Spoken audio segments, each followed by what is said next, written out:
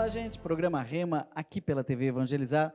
Hoje, aqui da nossa ESIC, Escola Internacional, Colégio e Faculdade, Escola de Negócios, aqui na Vila Auer, em Curitiba, onde temos o Santuário de Santa Rita de Cássia. Hoje, dia 22 de maio, né, quando estamos apresentando esse programa ao vivo pela primeira vez, e trazemos para a conversa Padre Nilson. Eu chamo de pároco ou de reitor? Porque é santuário, né? É santuário, pode chamar de pároco e reitor. É pároco e reitor. Isso, porque nós somos ali uma paróquia santuário.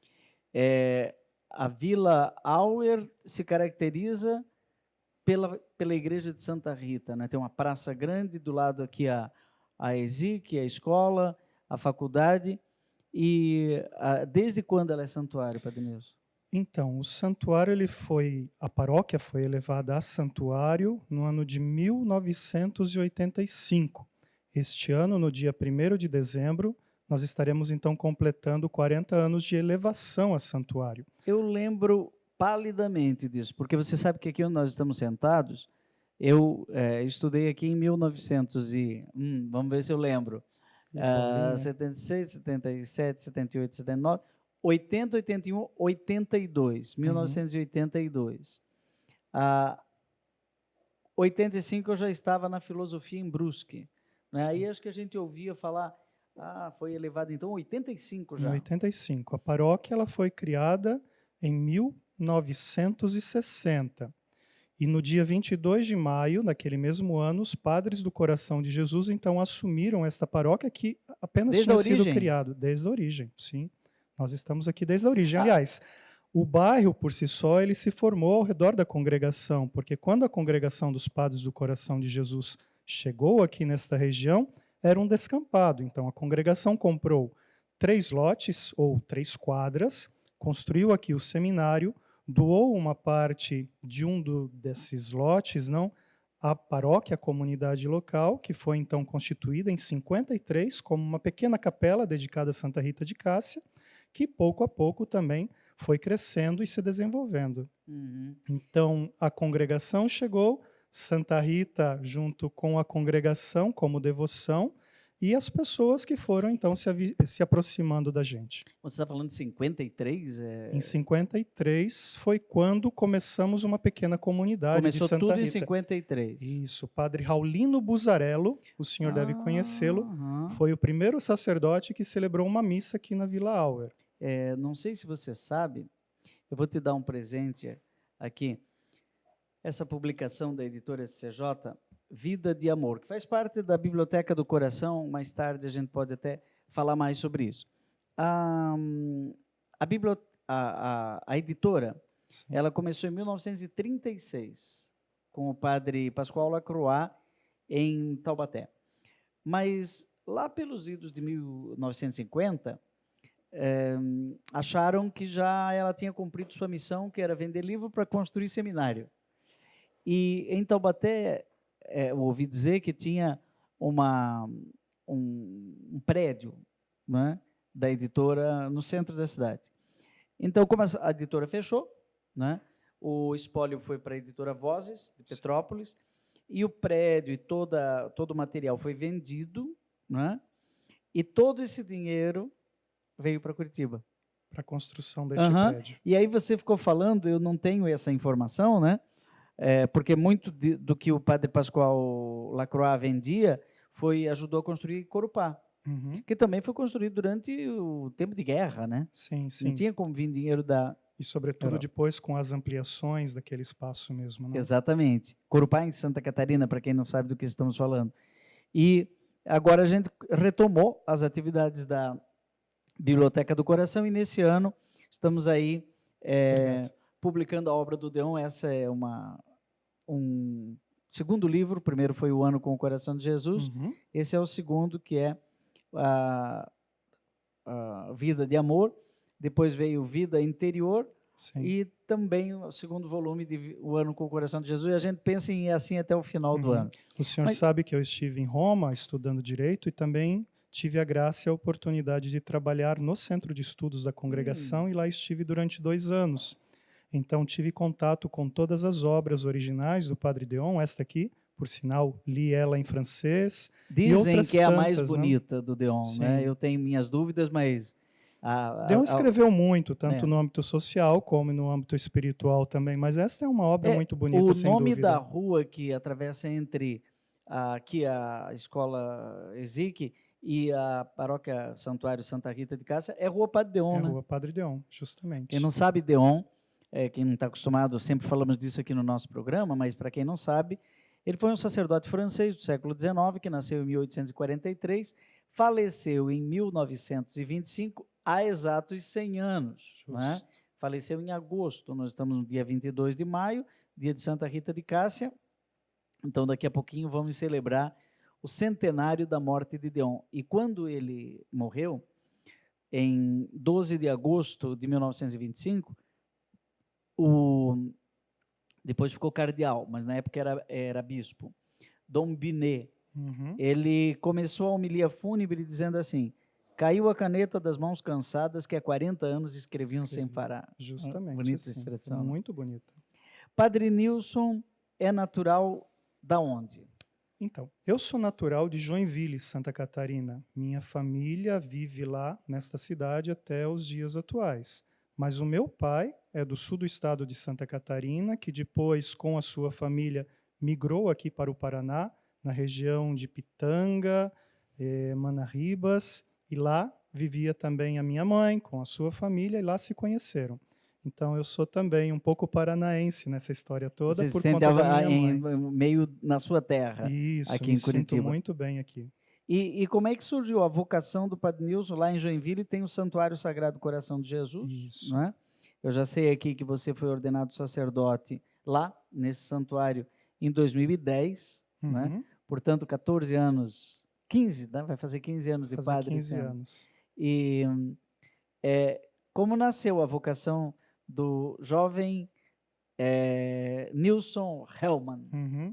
Então, na minha família, ou a minha família sempre foi muito católica, foi muito fervorosa, tanto é que eu tenho tios-avós que são sacerdotes, o padre Mateus Hellman, que o senhor possivelmente conheceu, falecido muito. Já.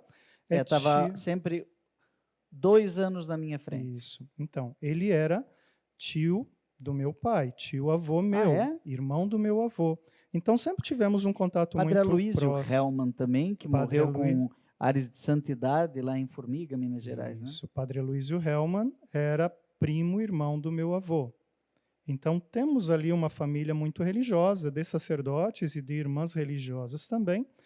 E quando eu tinha 16 para 17 anos, estava com uma grande dúvida no coração. Eu não sabia exatamente o que eu queria fazer da vida, na verdade. Eu tinha projetado estudar medicina veterinária aqui em Curitiba, já tinha mapeado um pouco onde eu poderia viver, onde eu poderia estudar, mas daí um determinado dia lá, sentado na sala com o meu pai me perguntou o que eu iria fazer. Isso já era no mês de outubro, novembro, de 1999. Então eu disse, olha, eu não sei muito bem, mas eu acho que eu vou para o seminário. Ele me olhou com uma cara de espanto, seminário, mas agora?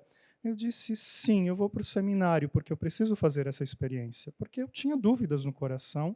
Você levava uma vida ativa na igreja? Não, assim? padre, ao contrário. Eu frequentava a missa, participava das celebrações. Não é que era aquele igrejeiro? Não. Nunca... Coroinha, leitor, nada disso? Nunca fiz nada. Jovens? Ajudava, eventualmente, na liturgia, ajudava em alguns eventos da comunidade, mas, para além disso, a celebração da Santa Missa Dominical, que eu frequentava e participava com a minha família. Então, neste momento, nós fomos, então, aonde o padre Mateus trabalhava, em Indianópolis, no Paraná. Conversei com ele, troquei algumas ideias, e ele, então, me direcionou aos formadores do seminário. Isso em 99, ainda no século passado. Isso, em 98, final de 98. Então, conversando ali com o padre Mateus, ele me direcionou aos padres formadores do seminário de Rio Negrinho. Isso era novembro para dezembro. E em fevereiro... Quem que estava lá? Você lembra? Um padre reverencial. Em Rio Negrinho, o padre Beto, Carlos Alberto Rodrigues. O padre Beto que te acolheu lá. Foi ele que me acolheu. Legal. E o senhor sabe, então, não que nós entramos em 13, destes 13, só eu me tornei sacerdote. E foi assim uma coisa que até hoje eu não sei muito bem 7%. explicar. Pois é. Mas algo assim que me tocou no coração naquele momento, um desejo de clarificar um pouco as minhas ideias, a minha vocação. Eu normalmente costumo dizer que eu não sei exatamente por que eu entrei na congregação e no seminário para a vida religiosa e sacerdotal, mas eu sei muito bem porque eu permaneci. Eu aprendi e compreendi melhor a minha vocação ao longo da formação. E sou muito grato aos meus formadores desde lá do início, desde 1999. O itinerário, assim, para quem não está sabendo, na congregação dos padres do Sagrado Coração de Jesus, deunianos, né? Você já deve estar percebendo que a minha cruz meio chiquezinha, né? Eu ganhei lá em Belém do Pará. Eu tinha uma réplica da cruz do Padre Léo, né? Mas ela era meio dourada, acho que até era de ouro. Aí a pessoa ficou apaixonada por aquela cruz, eu dei de presente para ela, disse, mas eu vou trazer uma feita por um artista da terra. Me trouxe essa daqui, eu gostei dela, até hoje está aqui. Nós temos a mesma cruz do coração transpassado, somos da mesma congregação. Para quem não sabe, começa no propedêutico, né? Isso. Então você começou em Rio Negrinho? Em Rio Negrinho. Alguns começam ainda no seminário menor, quando não concluem. Mas você já tinha 18 anos nesse ano? Já tinha 17 para 18 anos quando entrei. Então sim. você começou em Rio Negrinho no propedêutico? Justo. Em 2000? Em 1999. Ah, 99 mesmo. Em 98 foi esse pequeno discernimento ali no final do ano. E em 99 eu entrei na congregação. E no ano 2000 você foi para onde? No ano 2000 eu vim aqui para Curitiba. Nesta casa funcionava ainda o postulantado. Aqui estava o Padre Adalto e o Padre Tito como formadores. Então, quer dizer, propedêutico, ou seja, se prepara, sabe se é isso mesmo que você quer. Isso. Se é o que, aí você postula, pede para entrar. Logo em seguida veio o noviciado. Foi em Jaraguá? Um noviciado foi em Jaraguá com o Padre Donizete como 2001. mestre. 2001. Padre Donizete, que depois ficou provincial e veio a falecer Isso. de um tumor na cabeça.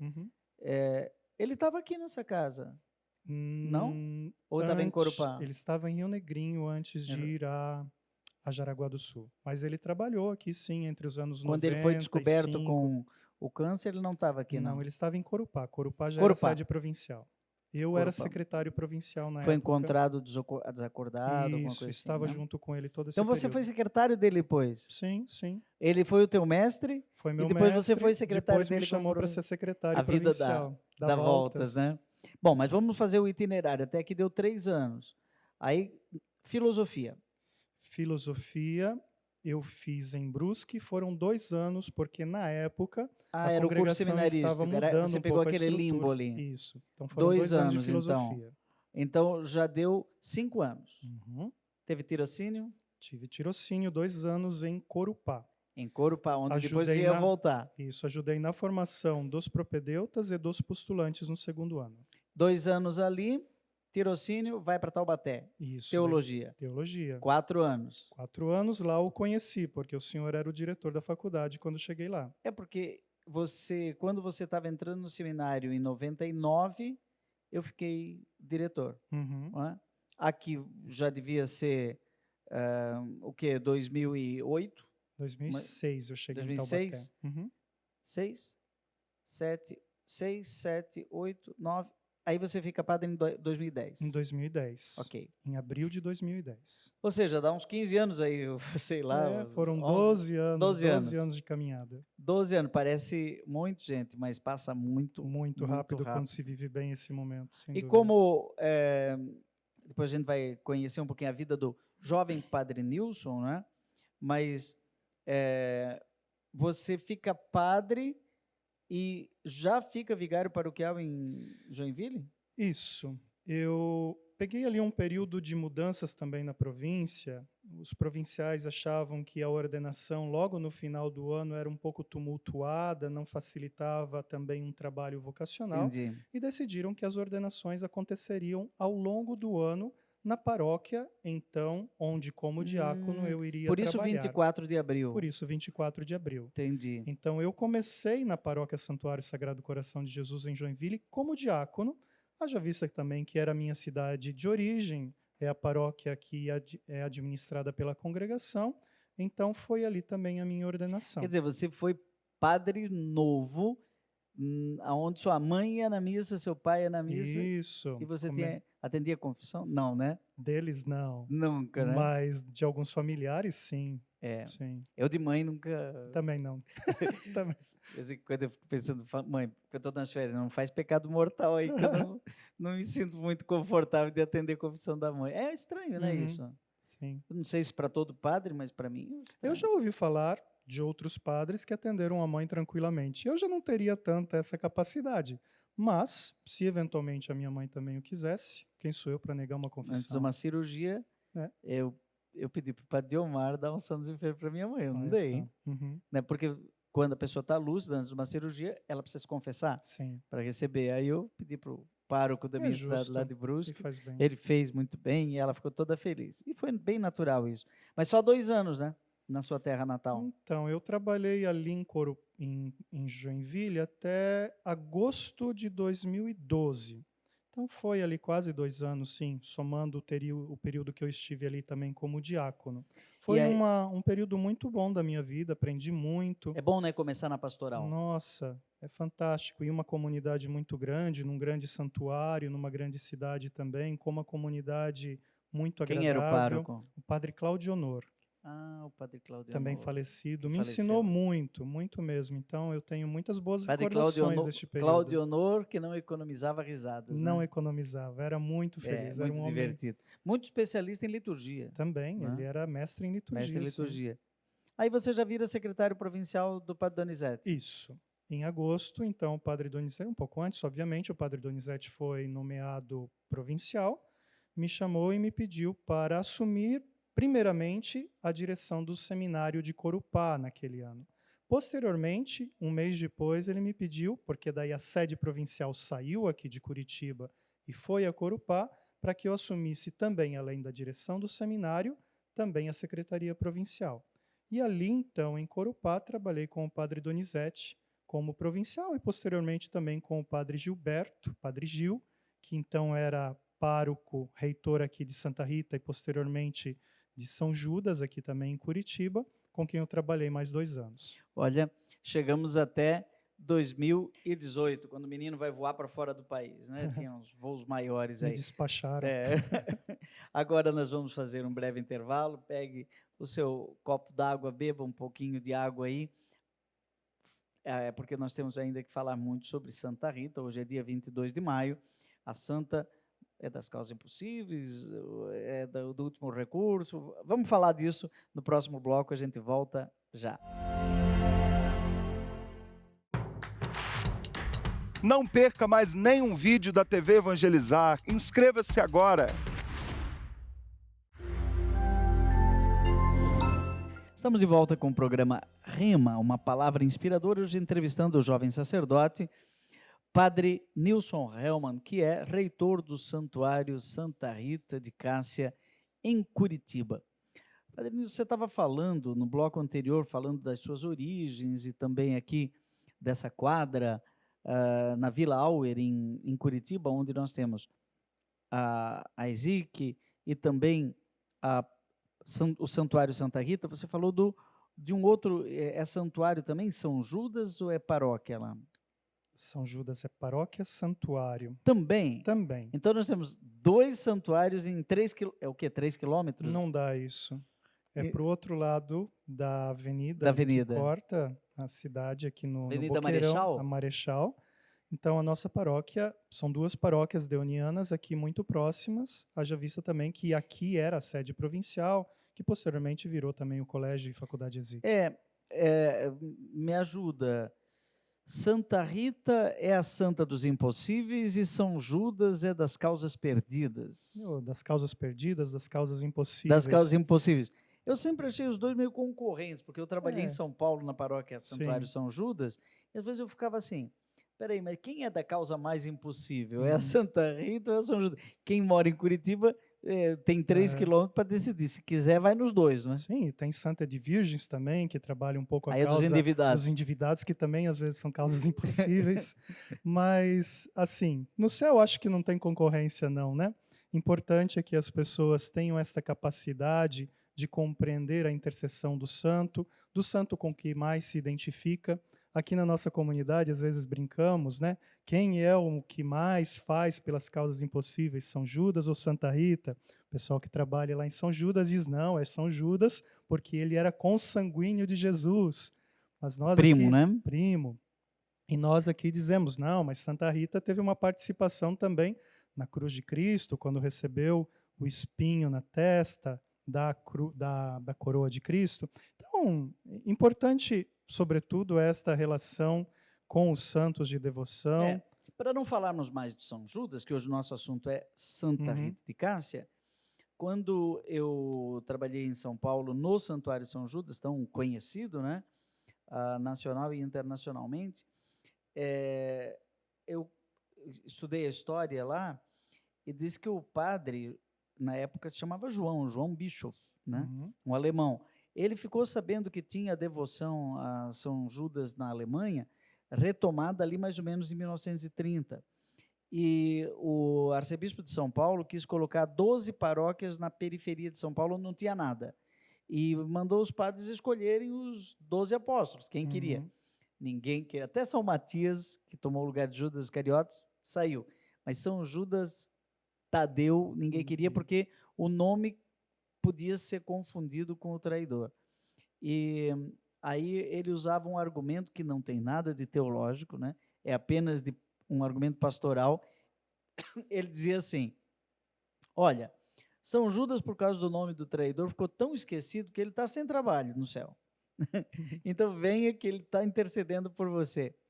E o povo se apaixonou por São Judas Tadeu, que se tornou hoje o santuário urbano de maior afluxo de pessoas no Brasil e dizem até que é no mundo. Fechamos a porta de São Judas. Num outro momento, trazemos o reitor, pároco reitor de São Judas, para conversarmos aqui sobre isso.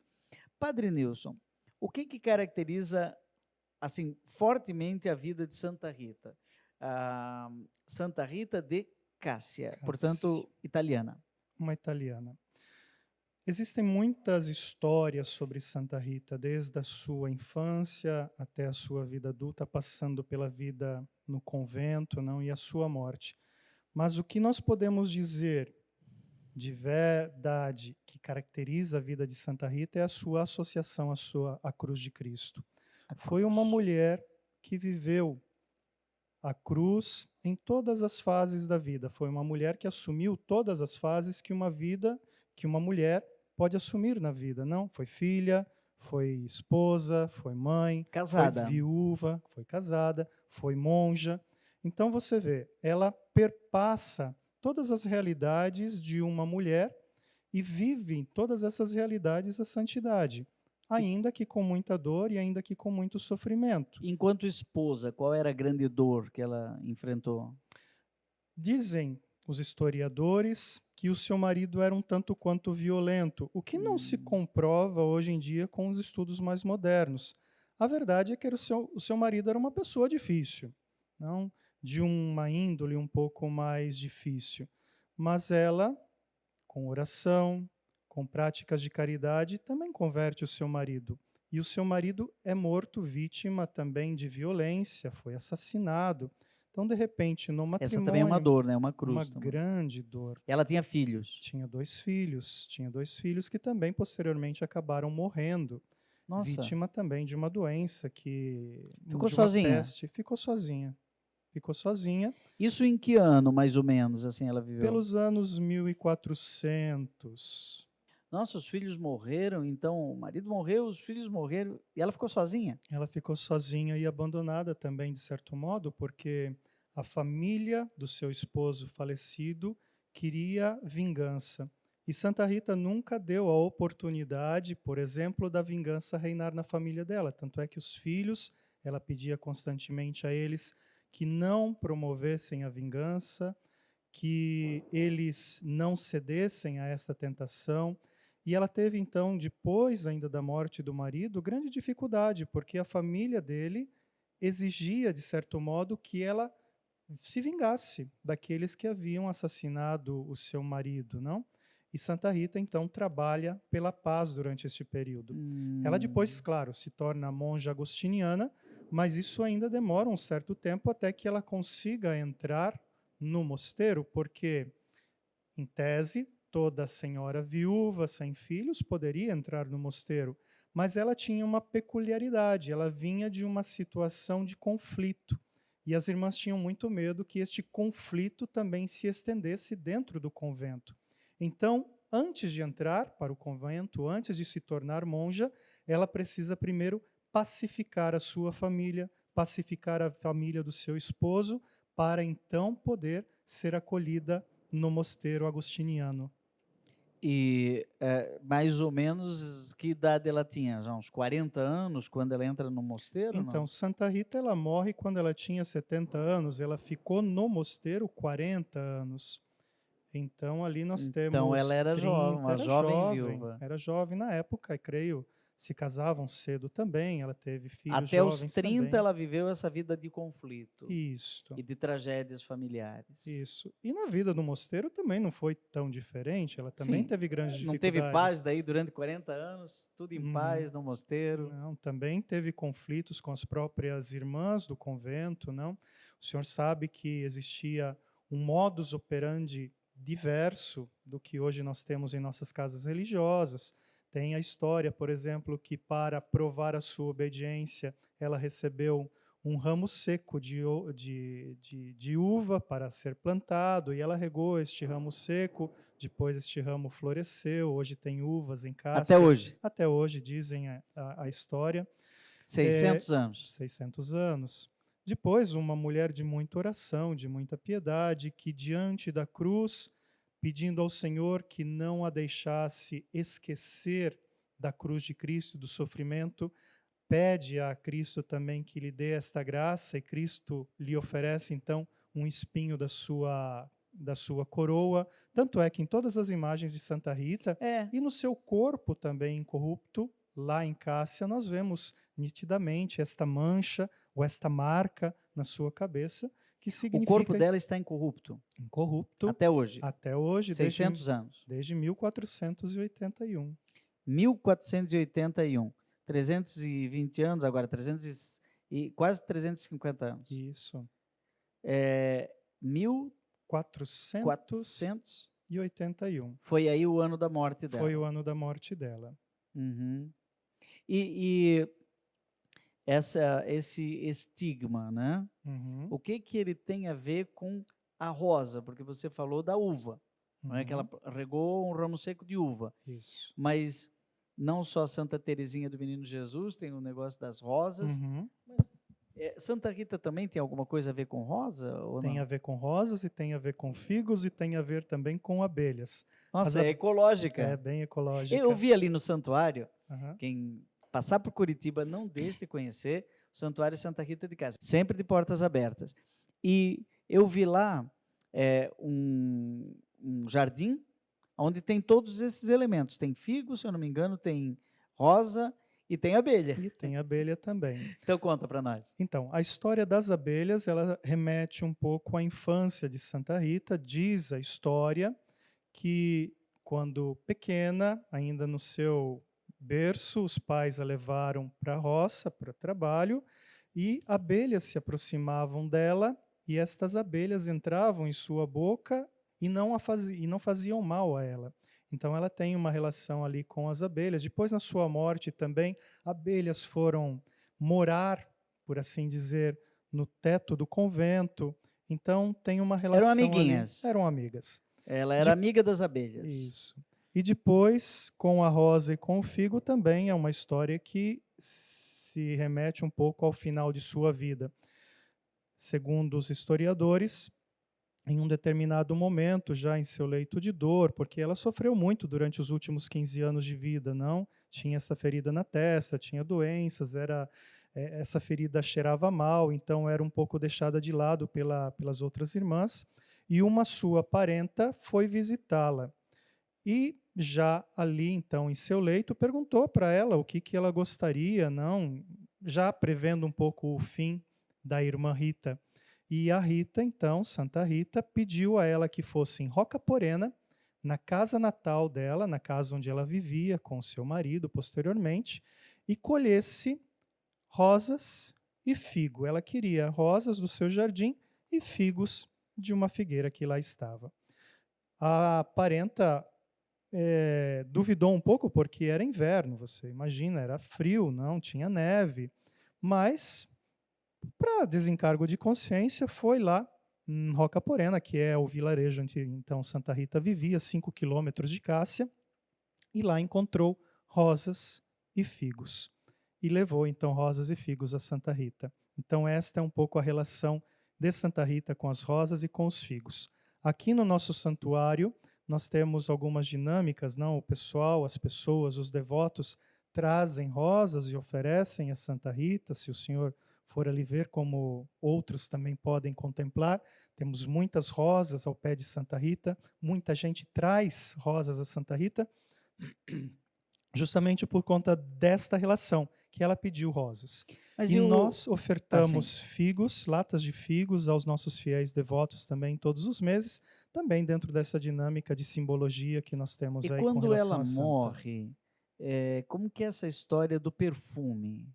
Porque quando a gente vai em Cássia, eu tive a oportunidade, eu não fui em Rocaporena, mas eu fui em Cássia, tem que subir uma escada e tal, e chegar lá. Lá era o mosteiro, então. Isso. Ou convento, não sei. Onde hoje está a Basílica de Santa Rita de Cássia, ao lado tem o convento onde viveu Santa Rita e onde ainda ela tem também hoje morreu. Lá religiosas, será? Sim, tem religiosas, agostinianas. Os freios agostinianos administram a Basílica e o santuário. E lá é de clausura?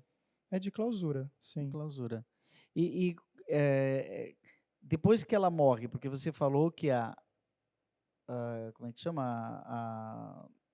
A ferida é o estigma. Cheirava mal. Aí ela morre.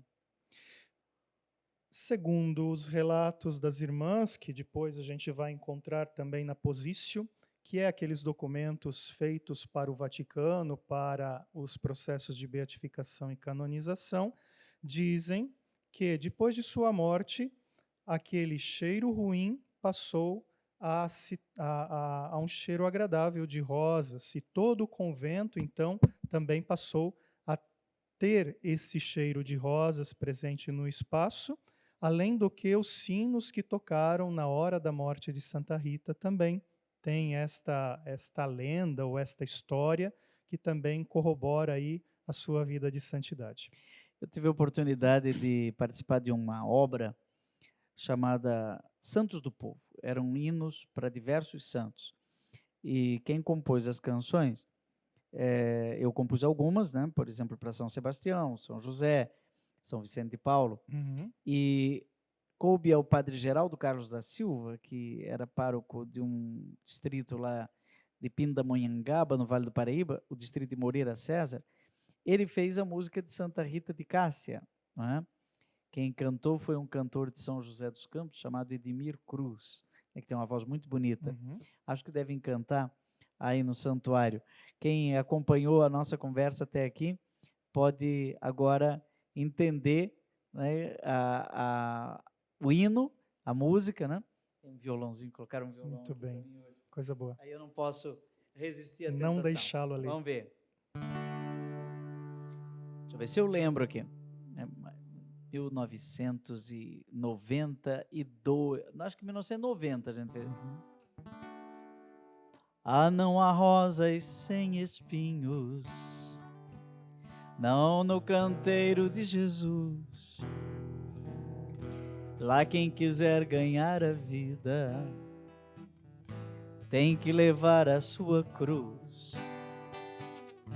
Neste jardim foi semeada Rita de Cássia, rosa flor, que deixou tudo nesta vida, porque entendeu o que é o amor. Nem sofrimentos e família desiludiu sua decisão.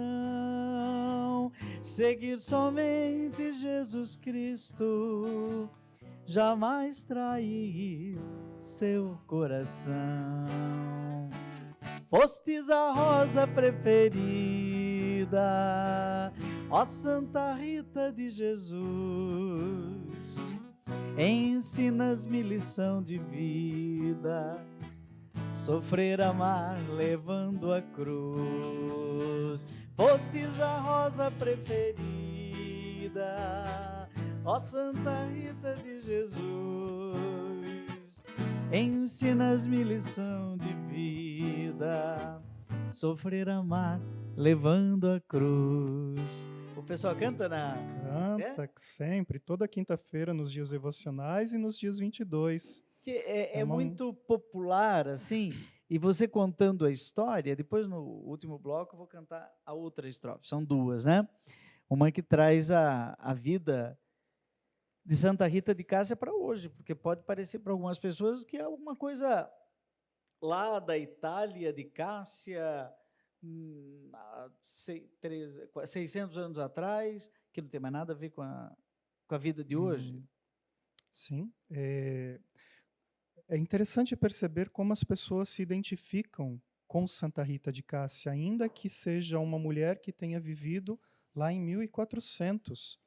E não tinha um Instagram, ela não tinha Instagram, nada, nem absolutamente nada. Facebook. E veja que é uma das santas mais conhecidas no mundo, não? Muito reconhecida, porque mulheres que sofrem se identificam com ela, viúvas se identificam com ela, filhos e filhas se identificam, religiosos se identificam com ela pela sua história. Tudo, porque ela perdeu tudo. Quem perde tudo.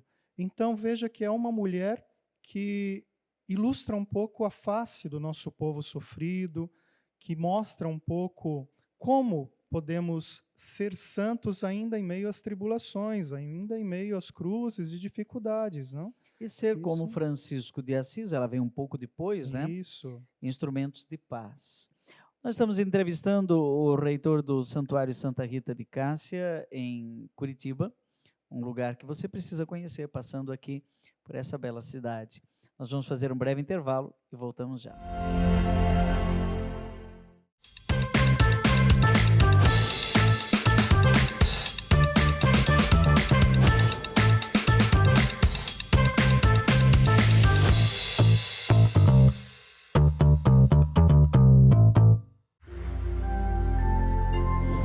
Estamos de volta com o programa Rema, uma palavra inspiradora.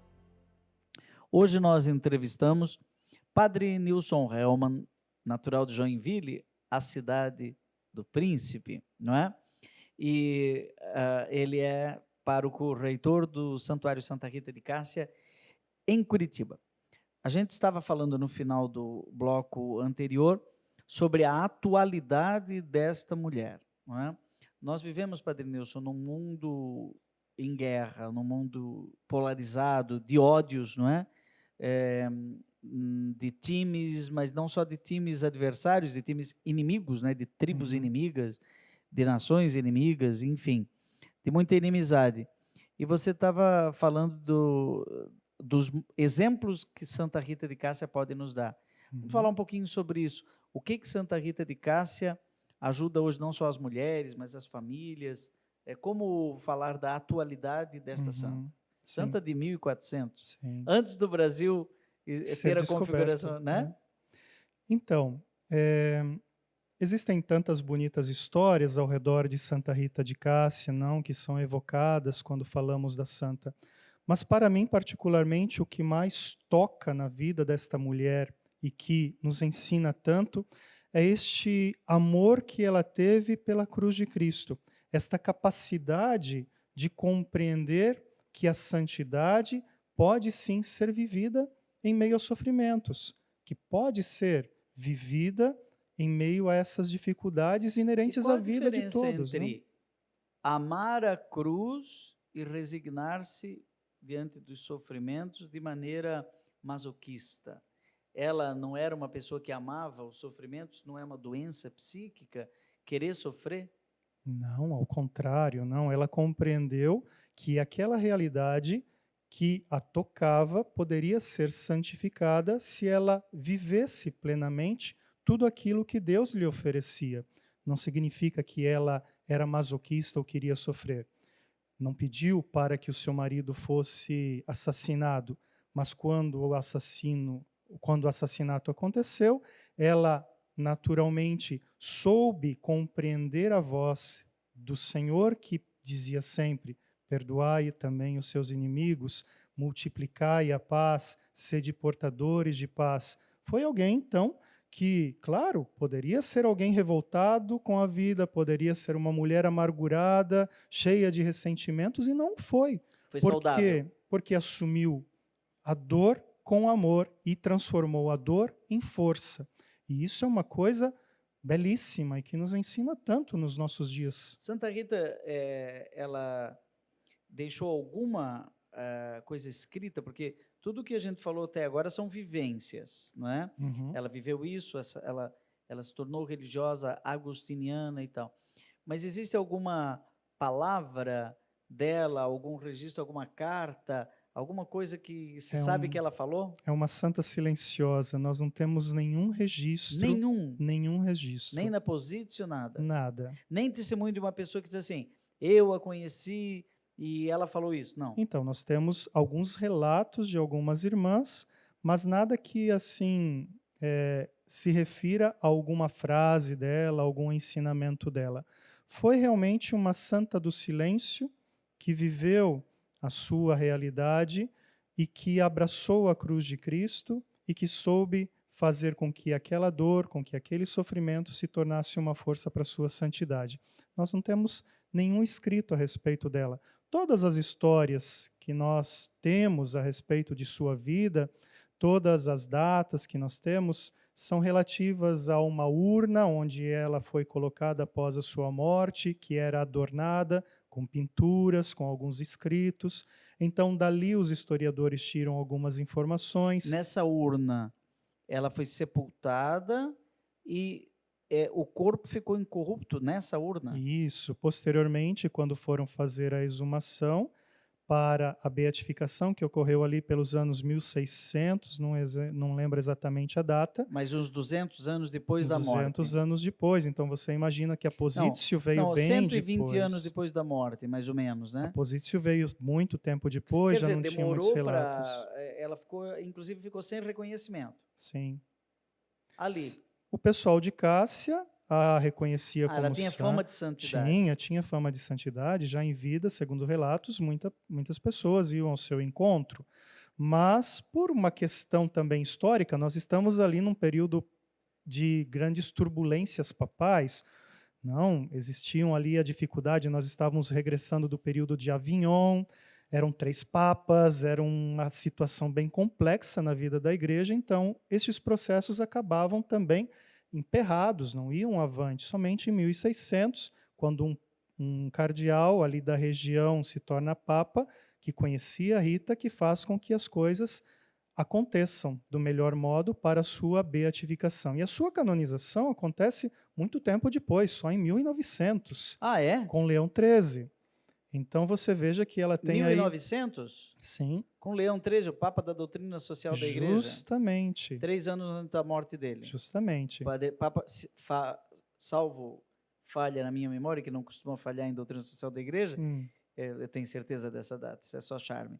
Ele morreu em 1903. 1903, justamente. O Papa que Deon amava também. Inclusive, já que estamos falando tanto de Deon, e eu te dei o livro do Deon no primeiro bloco, a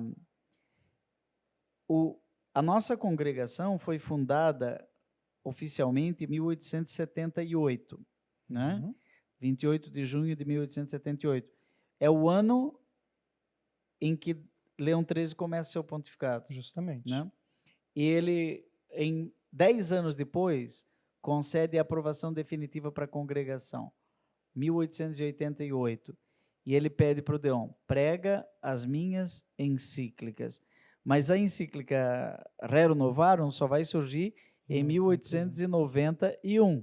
Ou seja, Deon prepara essa encíclica e é depois um divulgador dela. Mas em 1889, em atenção ao pedido de Leão XIII, Deon funda uma revista chamada O Reino do Coração de Jesus, Le Reine em francês. E essa revista funciona até 1903, quando o Papa Leão XIII morre. Isso. E daí deu E se formos pegar as obras sociais do Padre Deon, todas elas, ou a grande parte delas, está inserida também dentro deste período histórico, de 88 a 1903. Vou te jogar uma provocação, não é? Porque nós já fizemos aqui um programa lá em fevereiro, se eu não me engano, sobre direito canônico, porque você é formado em direito canônico pela Universidade Lateranense. Isso.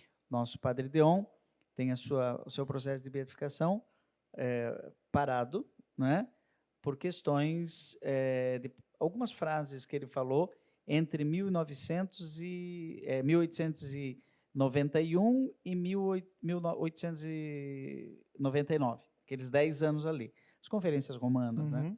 A renovação social cristã. 3 ou 4 frases, né? Agora, depois de 1903, ele publica um livro que merecia uma tese de doutorado, até para destravar e tirar qualquer dúvida em relação à santidade do Padre Deon, que é o Plano da Franco-Maçonaria. É posterior a 1903. É a única obra social significativa, se eu não me engano, é de 1909. Sim, né? Que vem posteriormente. Que vem posterior, já vem no século XX, e ele ali não atribui mais nada aos judeus. Não é? Padre Yves Ledir fez um trabalho sobre esta obra também bastante interessante. Claro, merece ainda um grande aprofundamento, mas esse trabalho já foi também começado, é interessante. Depois a gente conversa sobre essa abordagem do Padre Yves Ledir. Mas ainda eu fiquei de cantar a segunda estrofe, né? Vamos lá. E eu vou cumprir a minha promessa, né? E daí você fica livre para atualizar o exemplo, né? Todos os santos são intercessores, mas são também modelos de vida. E falamos aqui muito da Santa Rita como modelo de alguém que viveu esse ministério de pacificar, né? Tão importante hoje. Eu acho que, Padre Nilson, eu percebi que o Santuário Santa Rita é um lugar que tem figo, tem abelha, tem uva, né? Tem rosa, mas tem também o sacramento da reconciliação como uma das coisas fortes, né? Com certeza a Santa Rita de Cássia está ali, né, intercedendo por todos os penitentes que precisam reconciliação, né? Paz, né? Então, vamos lá. Na amarga vida, ó Santa Rita, quem sabe amar, sabe sofrer, e no silêncio que tortura, aprende a arte de viver. Silêncio, né? O teu semblante refletia da tua vida o esplendor, a luz brilhante da alegria de expressar nosso Senhor. O teu perfume tão divino faz nosso povo então sonhar, mesmo sofrendo nesta vida, só é feliz quem sabe amar. Essa frase é forte, né? Fostes a rosa preferida, ó Santa Rita de Jesus, ensinas-me lição de vida, sofrer, amar, levando a cruz. Fostes a rosa preferida, ó Santa Rita de Jesus, ensinas-me lição de vida, sofrer, amar, levando a cruz. Ei, Padre Jereca. Eu chamava Padre Jereca. Geraldo Carlos da Silva, mas o apelido dele era Padre Jereca. Olha que frase. Mesmo sofrendo nessa vida, só é feliz quem sabe amar. É fantástico isso, não? É a capacidade de aprender com a cruz de Cristo, a capacidade de moldar a vida segundo os desígnios do Senhor. Isso é belíssimo na vida de Santa Rita.